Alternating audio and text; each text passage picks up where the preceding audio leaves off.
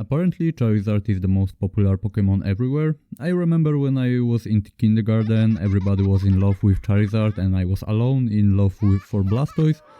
So that made me a weirdo just next to guy that loved Jigglypuff. Anyway, I already did Blastoise sculpture a few weeks ago, so now time for this dragon. As you can see, I have already prepared skeleton for him off camera, and now we can give this guy some clay. Also, I am aiming here for some more interesting look of Charizard, so I'm going to add here visible ribs or spine through his skin. By the way, meet Andrzej, this is my favorite tool for sculpting. Yes, I named my tool.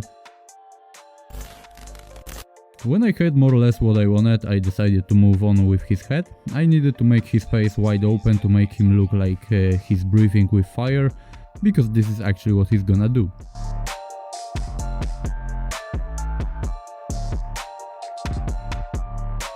After giving him some details like teeth and tongue, it was time to give here some texture on body, and with Andrzej I'm making the scale pattern.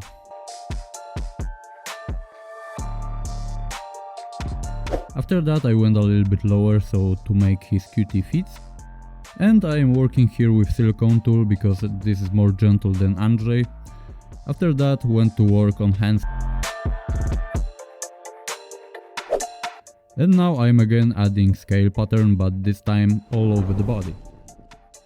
After that it was time to move on with some wounds. I began with his belly, so here I cut out some pieces of clay and later using broken back of my brush that I named George W. Brush. Just kidding.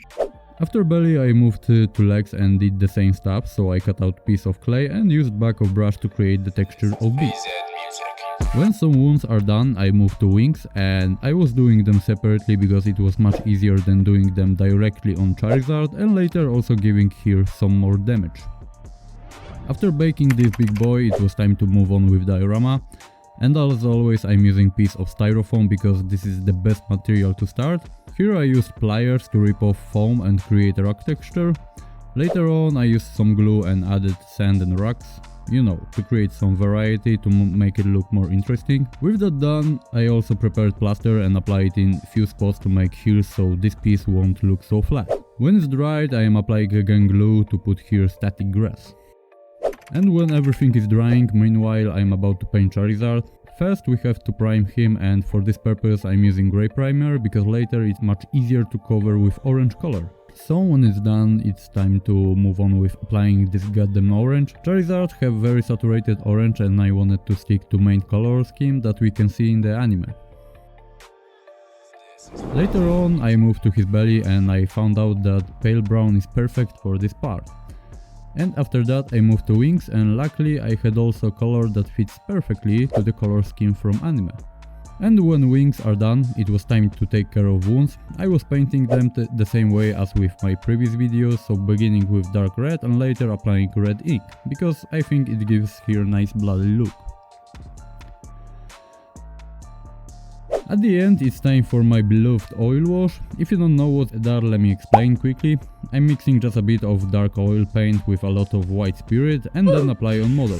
Let it dry and wipe most of this paint with cotton pads soaked in white spirit, so paint will stay in the deepest part of model and will give grim darky look. When he was done I moved to his enemies. I've chosen again Space Marines because I kinda like this idea of Space Marines fighting zombie Pokemons. And here I've done some speed painting because painting them nicely would take way too much time.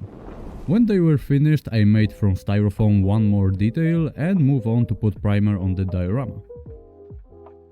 Now finally I can paint the landscape, so I will be using here a lot of different colors to get some variety and make it look much more interesting. For rocks I used dark grey with a tint of blue and applied some washes of green to look like it's kinda mossy, and grass I was painting, well, green as you probably expected.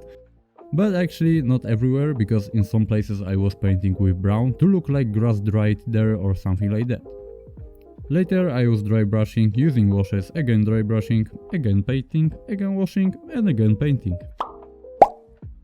At the end, to give here a really nice detail, I'm using dry pigments. I just love these guys because even the best painting cannot give results like these bad boys. After all of this stuff I'm drilling holes in Charizard feet.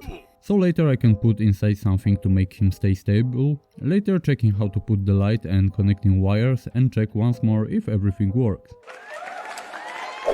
For final detail I'm adding cotton to work as fire breath, but to make it look much better I'm spraying some black paint with airbrush, so I can call it done.